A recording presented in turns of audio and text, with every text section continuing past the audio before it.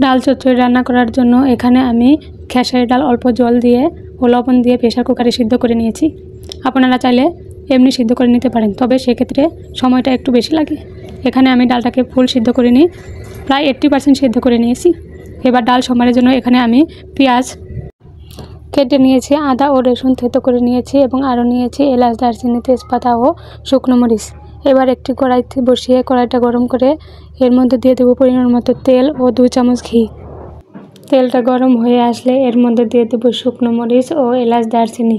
তারপর দিয়ে দেবো জিরা। ফোড়নটা এসে গেলে এর মধ্যে দিয়ে দেবো পেঁয়াজ কুচি। পেঁয়াজটা একটু লাল হয়ে আসলে এর মধ্যে দিয়ে দেবো রসুন ও আদা থেতো। এবার আদা রসুন ভাজা হয়ে গেলে এর মধ্যে দিয়ে দেবো সিদ্ধ করে নেওয়া ডাল। এরপর দিয়ে দেবো হলুদ, মরিচ ও ধনিয়ার গুঁড়ো।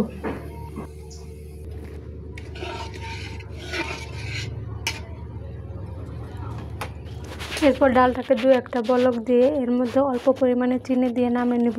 তাহলে হয়ে যাবে ডাল চচ্চড়ি। আপনারা চাইলে সহজেই বাড়িতে বানিয়ে নিতে পারেন।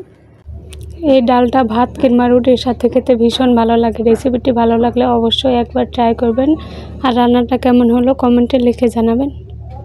Thanks for watching.